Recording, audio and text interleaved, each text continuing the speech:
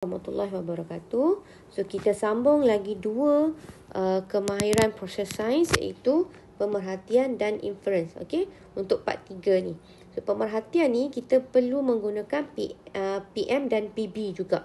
So kita tengok eksperimen yang sebelum ini, kita membincangkan tentang pengaratan paku.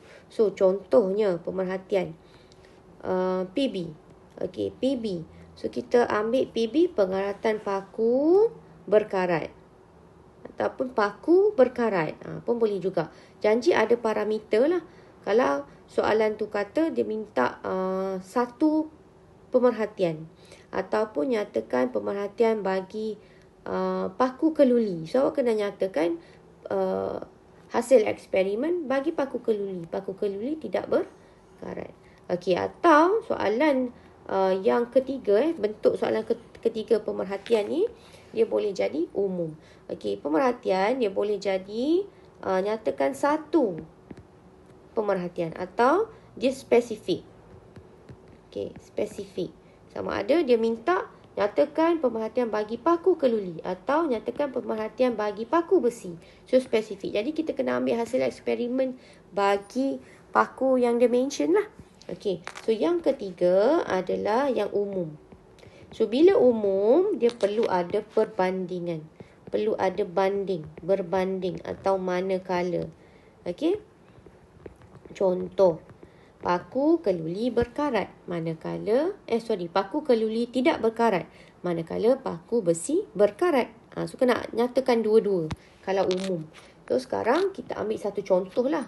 Contoh soalan saya, nyatakan satu pemerhatian bagi eksperimen ini. So, kita ambil lah salah satu, kita boleh pilih.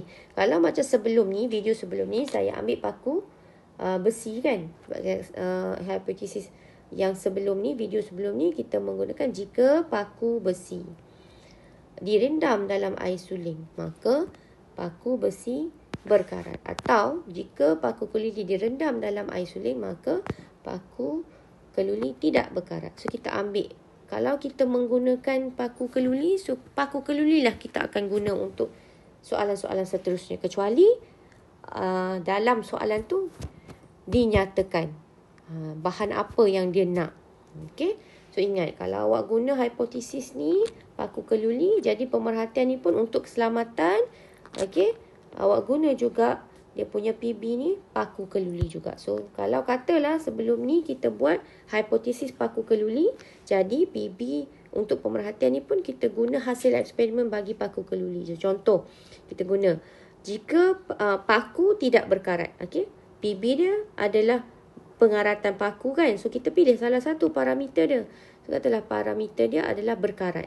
Paku tu berkarat. Ataupun paku tidak berkarat kan.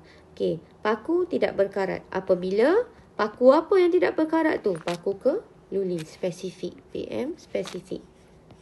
Okey, untuk penyataan masalah dengan tujuan sahaja kita guna PM umum. So, yang lain kita guna PM spesifik. Okey, saya ulang balik. Pemerhatian, PB kita apa tadi? PB kita adalah pengaratan paku. So, kita boleh tukar ayat. Jangan, tak adalah kita ambil template ni bulat-bulat. Boleh juga tukar ayat tu sebenarnya. Contoh, pengaratan paku ni PB. So, kita nak ambil paku keluli kan. Okey, so paku keluli tidak berkarat. Kita dah tahu paku keluli ni tidak berkarat. Jadi, PB ni adalah pengaratan paku. So, paku tidak berkarat apabila paku keluli digunakan. Okey, so kalau inference, first kali awak kena ulang balik pemerhatian tadi. Paku tidak berkarat. Cuma perkataan apabila tu tukar kepada kerana. Okey, paku keluli tidak berkarat.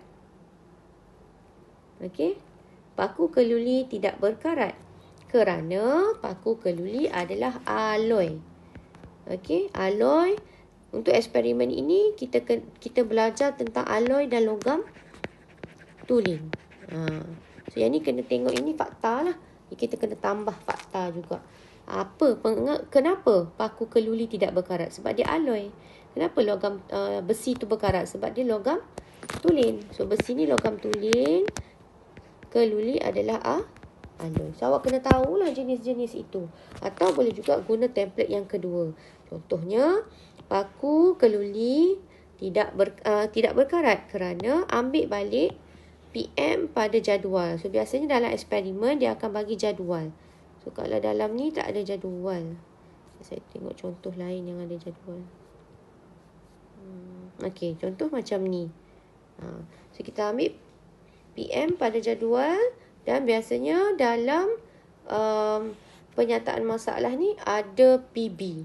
So, kita kena cari yang ini. So, yang ini saya akan terangkan lebih lanjut nantilah. Sekiranya ada soalan itu. So, kalau ada inference, awak nyatakan sebab. Inference ni sebenarnya sebab. Sebab inference ni adalah sebab. Kenapa dia jadi macam tu? Kenapa paku keluli tu tidak berkarat? Kenapa paku besi tu berkarat? So, sebab. Mengapa berlaku ni? Sebab. Okey? Sebab. Right. Itu sahaja untuk video yang ketiga.